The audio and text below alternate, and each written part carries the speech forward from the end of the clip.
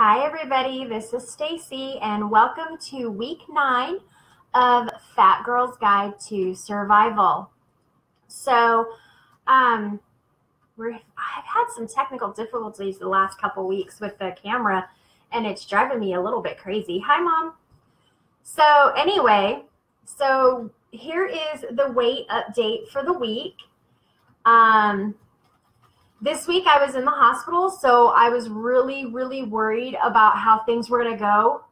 I got home and I was afraid to even look at my scale. I was like, oh my God, no. I was a total chicken chit. Chit. I said chit. I didn't cuss. Thank you. So I did not even get on the scale till the next morning. And when I did get on the scale, I was so incredibly shocked. I was at 305 when I got on the scale. Hi, Tracy. I had actually lost 3 pounds while I was in the hospital. So this morning when I weighed, I was even more excited because I weighed in, drum roll, at 304 for a total loss of 26 pounds. I am so stoked, you guys. My weight goal for a reward was 25 pounds. And I think you all remember I said I was going to go eat a big old cheeseburger. Well, I didn't do that. I did not reward myself with food. Instead, I went and got my nails done. And I had a Weight Watchers cheeseburger for dinner. They're about yay big. But it was a cheeseburger nonetheless. And I'm really proud of myself for not going to Wendy's and getting a Baconator. So I have reached and surpassed my first weight goal, and I'm just really excited and proud. Hi, Courtney. Hi, Amanda. The stupid downside to my weight loss is that somehow my measurements went up, and I threw a little tantrum and totally body shamed my tape measure. I was like, you skinny, stupid thing. And body shamed my tape measure because I just don't understand how I lose weight, but my measurements went up a little bit. But it is what it is, and I'm working on it. So the measurements for this week, the chest remained the same at 52.5. My waist gained at 52 and a quarter. And my hips gained at 60.5. Now, in my notes here, there's a very naughty word, and it says blank measurements, but I'm just going to say screw measurements. It wasn't my idea to do measurements, and they've made me sad today, but I'll be happy with them again soon, and I will continue to do the measurements. I'm just being a big weight loss baby. So our first topic today is body shaming. And it's not a funny topic. It's truly not. I'm just laughing because I was body shaming the tape measure. So body shaming. What is body shaming? Body shaming is the action or practice of humiliating someone by making mocking or critical comments about their body shape or size. Now, you can body shame skinny people. You can body shame anybody. It doesn't matter what they look like or who they are, or it doesn't matter. Body shaming is a thing, and it shouldn't be a thing. Whitney Way Thor, one of my new favorites, says that fat shaming is a thing. It is a really big thing, no pun intended. It is the really nasty spawn of a larger parent problem called body shaming, which I'm fairly certain everyone on the planet, especially women, has experienced. So there's fat shaming, but then there's just plain body shaming. And body shaming is like when you see a skinny woman on TV and you're like, dude, somebody threw her a sandwich. I'm guilty of this. I have done this. And there's lots of people. Hi, Mary. Hi, Shelby. Hi, Penny. Trying to say hi to everybody as they come on. But anyway, I'm guilty of body shaming. I do it quite often, and I'm terrible. I'm not sure if any of you have been body shamed or have you body shamed others, but I'm very guilty of both. I was horrible in high school to a lot of my people that I'm actually friends with now on Facebook. And I'm going to apologize now. I was totally wrong for that, and I apologize. And in most of my adult life, I wasn't much better, including even today. So now I'm much more introverted about it. About 99% of the things that come to my mind, I never say directly to the person. I think it only. Or if I'm with someone, I'll be like, oh my God, somebody throw her Sammy. But the other 1% is usually said directly to them, and only if provoked, and it's usually a comeback. But it's still wrong. I see people on TV every day body shaming on shows and stuff like that, and it's just not right. I mean, it doesn't matter if you're old, fat, thin, young, ugly. People body shame people that have lost limbs. They body shame people that have been burnt. They body shame people for everything. And it's absolutely terrifying to me how quickly we go to that as people for a defense or a comeback. And like I said, I body shame my dog. Like, I call my poor Riley Joe Judy Big Booty because she's gained so much weight. So, I mean, it's really a bad thing. And I apologize to anybody who I've ever body shamed. I'm truly, truly apologetic. And, I am going to be making a serious conscious effort never to do that again. I even apologized to my poor dog today. I apologized to the tape measure that I body shamed earlier. I think it may have cried, but I body shamed it and called it terrible names because of the measurements from earlier. So, have you ever been body shamed, or have you body shamed other people? Let me know. Let's talk about it. I would love to hear your stories. I would like, things like that. The problem with body shaming is that you never know what's going on in the other person's life. You don't know if they have a medical condition that makes them too thin or too fat. You don't know if their mother just passed away and maybe they can't eat or they don't want to eat.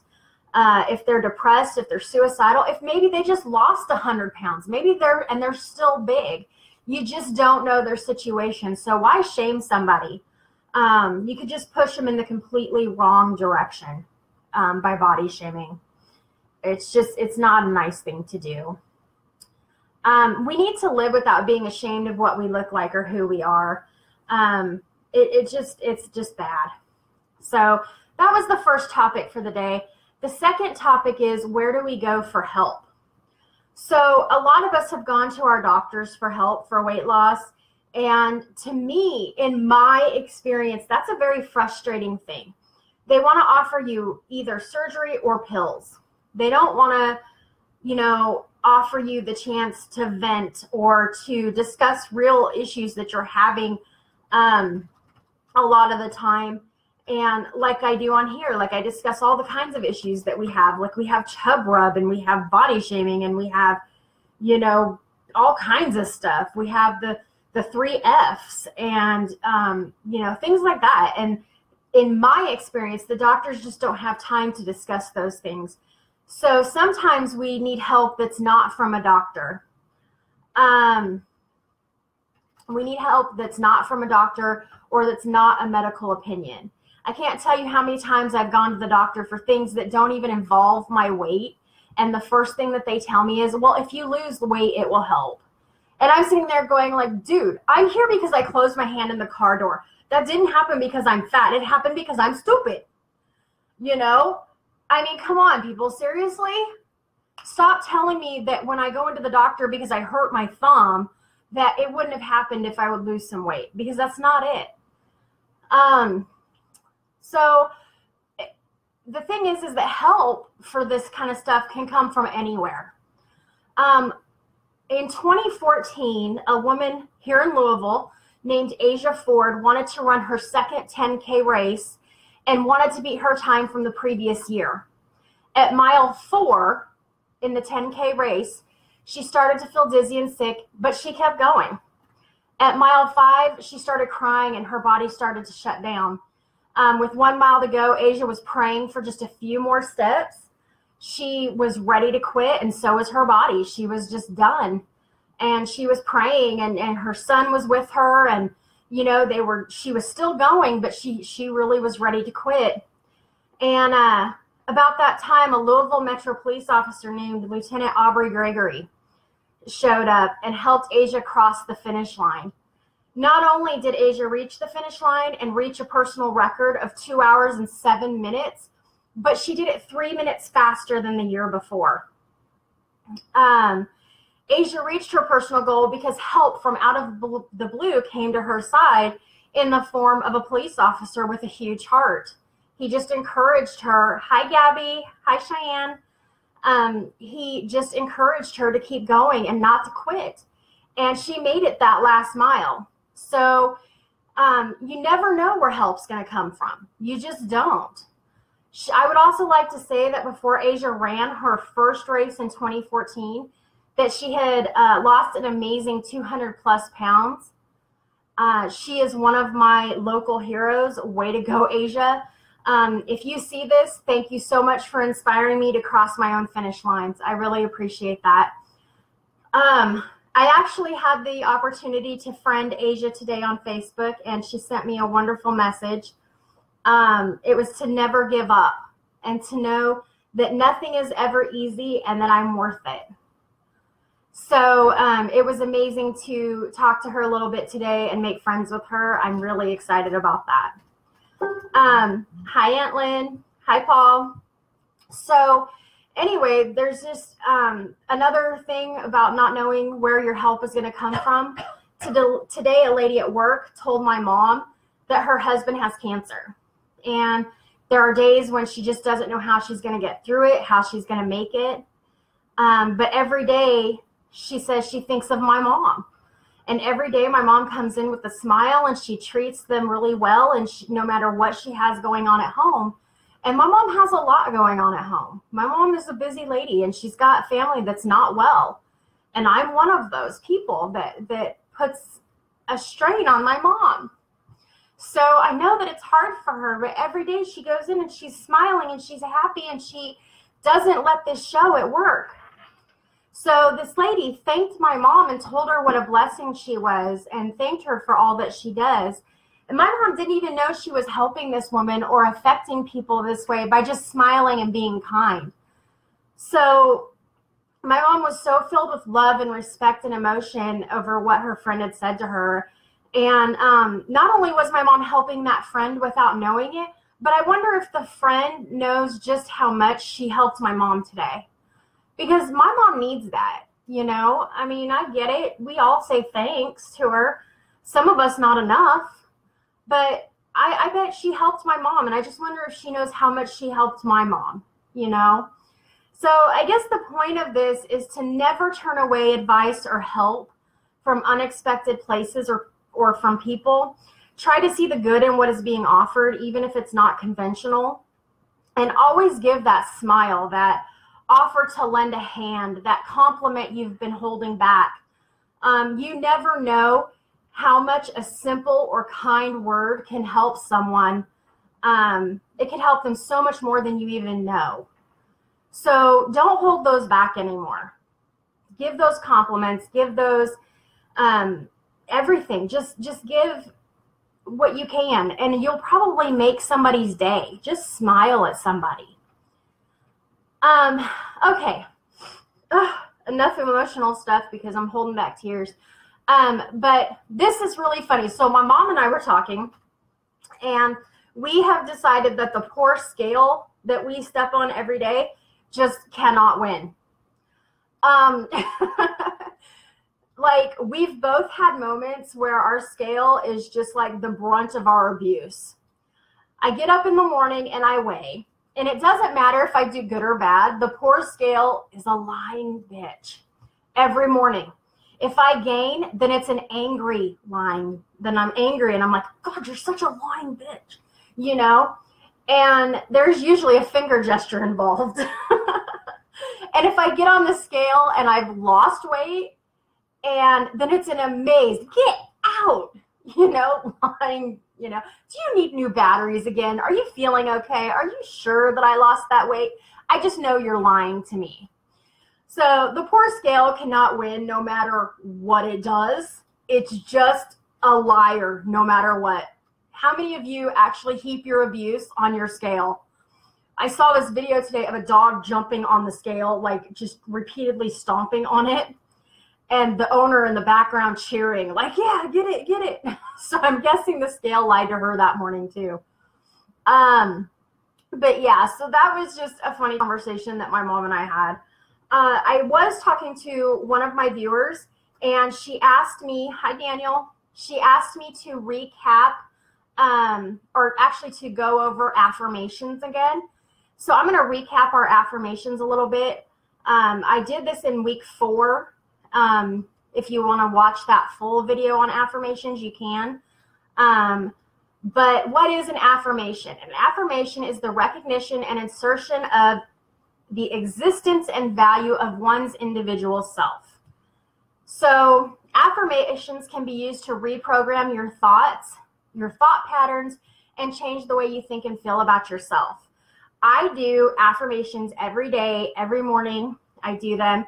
I do 5 of them before I even get out of bed. And I make myself do them before I get out of bed. That way I start my day off right before my feet even hit the floor. So I think last time I made the statement that I am can be two of the most powerful words that you use, because whatever you say after them can shape your reality. So today, my 5 I ams, or my 5 affirmations, were: I am worth the effort to make myself healthier and better. I am going to step on the scale this morning and not let the results affect my day negatively. I am going to radiate the beauty that is on the inside today so brightly that it shines on the outside. I am not going to give up on myself. I am a girl with a great smile. So smile more today. Smiling. You're here to smile. So those were my 5 affirmations for the day. I do this every day, and it's hard, and some days it's a pain in the butt for me because I don't want to do it because I'm cranky and I haven't had coffee yet. But I do it. I do it because I love myself. I do it because I am changing myself and I am doing better. So I do my affirmations every day. It's the best way to start my day. And I think if you really get into it, it'll be the best way to start your day too. It's a great self-helping habit to get into. So just do it, man.